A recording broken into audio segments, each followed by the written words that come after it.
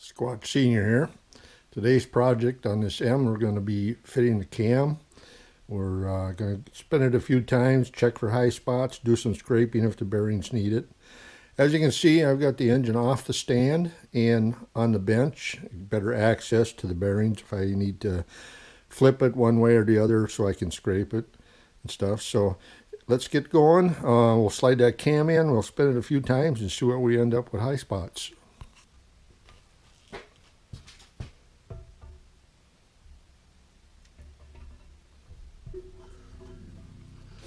Okay, entering the end bearing now. Not going too bad, but we do have some stiffness in it. So I know definitely we do have some high spots for sure. We'll spin her a few times. Definitely too tight for running. I don't have a good running clearance here. Slowly work that auger. Hopefully we don't do anything with the other bearings.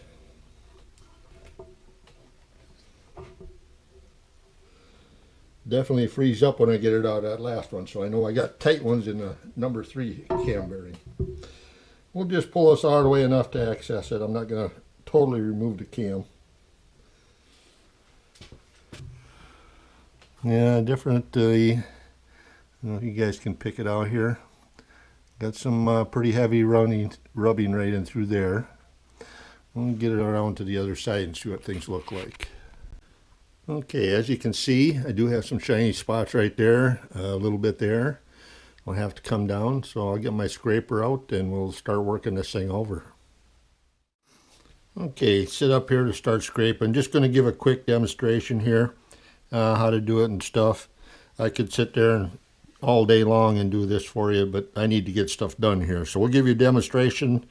We're going to turn the camera off and I'm just going to get things done here. This project's carrying along way too long, especially with all the snow problems we're having. Just got done doing the second round of roofs, cleaning up around after that and stuff. So got a few nice days here, so hopefully I can get into this and get something done. So I'll give you a quick demonstration on the scraper and we'll see if I can get some high spots off or refit the cam a few times until I feel comfortable with it. So a quick demonstration of how I'm going to go about it. I got the scraper here. Just put that in there. You find your high spot. You just kind of go gradually until you make sure you're on the high spot. This is kind of rounded, so you can get in there any place, but you got to make sure you're just hitting the high spots. So you just kind of scrape along.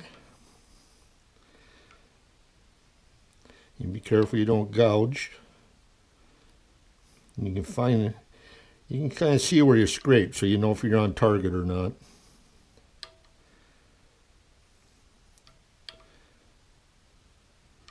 I don't have a real aggressive one here, which I don't want anyway. A good way to gouge the bearings.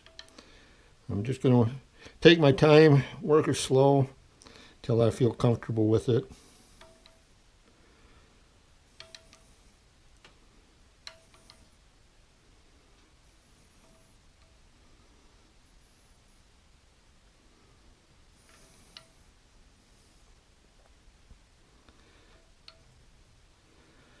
You can see small flakes coming off. Don't know if you can see them here or not. My light isn't the best, but you can see how it's coming off.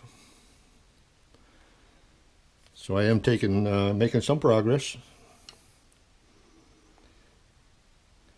You take your time with this. You just do a little bit at a time. Fit the cam, look for more high spots. Till it turns free, don't see any high spots and should be good. Okay, we did 2 more tests on there, starting to make some progress. As you can see, she is starting to turn pretty free. Feels like there might be a little bit of a sticky spot, so I'll pull this out. We'll do another inspection and see if I got to do a little bit more scraping. Okay, a few spots left to do. Not sure if you guys can see them or not, but we'll shine a light in there and see if you can kind of see a pretty heavy. You can see the heavy shiny. That's got to be scraped a little bit. And back over here,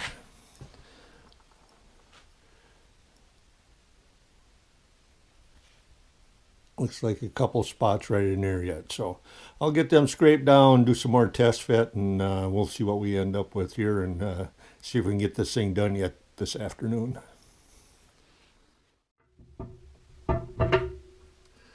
Yeah, see how she slides? Really nice. Look at that. She slides right in. Super free on the spin.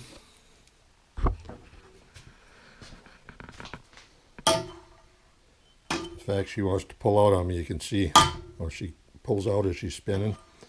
I think we've got her. And get her out. We'll take a look at that bearing. Clean all the bearing surfaces up. Make sure I didn't do any damage to the other two. And I think we're going to call this a good one. I like the way it spins. I know I like the bearing scraper for doing that. I did go to tech school for auto mechanics, and they just said use a pocket knife. But I kind of prefer this Babbitt scraper. Seems to work pretty good. Okay, let's have a look at the bearings to see what we've got here. This one I just finished scraping. Actually, I think it looked pretty good for the most part.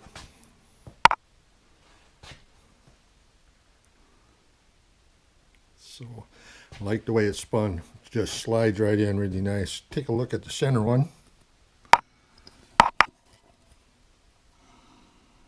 Don't see any major issues with that one from this angle. Take a look over here. See if we can get on her. Just shining lights, kind of dark in there, but yeah, that looks good. Let's do a look at number one. From the inside, looks good there. We'll walk around the other side. Okay, I like the way they look.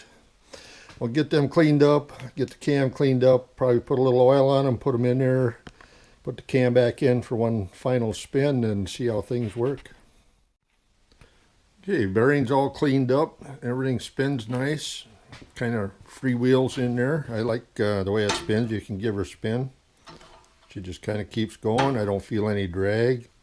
She moves in and out real easy. So next thing I'm going to do, I'll double check my bearing clearances, end play, stuff like that. After that, we'll probably get in to put in the sleeves in. And then before I go any farther, I'll give this block a real good cleaning. I know I do have some pieces of Babbitt went in some of the oil channels and stuff, so we'll get all that cleaned up before we start getting pistons and stuff in. But I want to basically get any of the machining type stuff done like that before we start popping stuff in. So next step, like I say, we'll be checking the clearances, make sure these bearings are good, and then into the sleeves. Okay, got the camshaft installed. Next procedure I'm going to do is verify my end clearance and probably bearing clearances, make sure these bearings are at spec. What I'm going to be doing is I've got my magnetic base with the dial indicator set on it, and we will lock that onto the block. I got a nice flat surface there. I do have some temporary bolts on the thrust plate holding the cam in. So we'll get set up and we'll see what the end play is on this camshaft. Okay, we'll lock the magnetic base on. For you that aren't familiar with magnetic base, basically got it on and off on it. You do it on, activates the magnets, off, it takes it off. So there we go. Here it's off. Turn it to on. She stays right where you want her. So anyway, we'll get this positioned. Get the dial indicator swung around here and into position. You want to kind of make sure everything is just a 90 degrees on all ways on this thing. Gives you a lot better readings. Okay, then what I'm going to do is make sure the cam is all the way in. We have a 0 mark here. Got a lock on the base, and we'll just zero that out. Lightly lock it down just so it don't move on us. And then we'll do the test. We'll just pull it out. I don't know if you guys can read it from there. I'll take the camera off and give you a better shot of what I'm doing.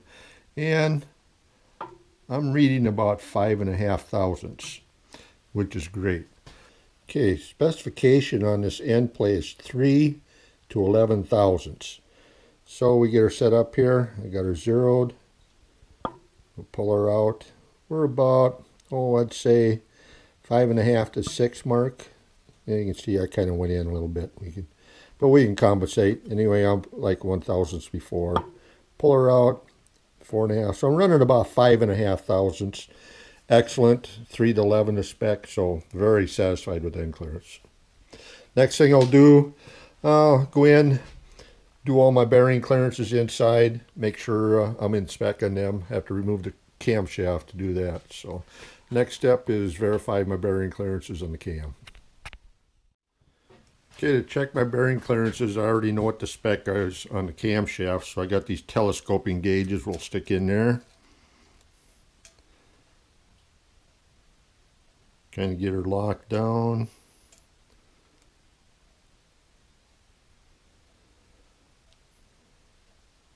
Kind of get her centered pretty good, and then I just do a quick swipe. We'll stick the micrometer on it. Get her just so it's kind of set up, just so she's kind of snug a little bit. Just so she dries. You don't want to squeeze her in. But I'm running about 869. I'm running about 871.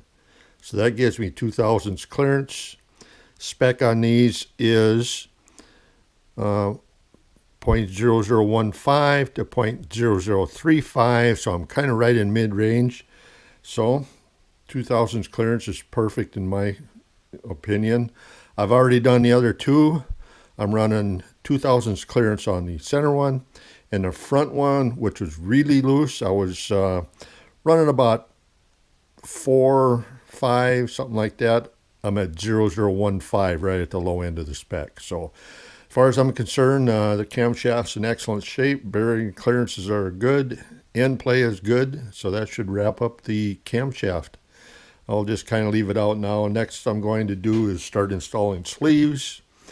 After the sleeve installation, I'll do another final cleaning on the block. Make sure all my oil passages are good and clean. I know I got some filings in this one from shaving the cam bearing down. So anyway, next step in the process is sleeves.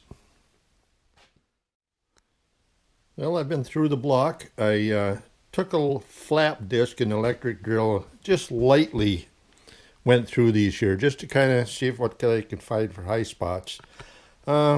Interesting how every one of these, you can see like there's high spots all through here, but they're consistent.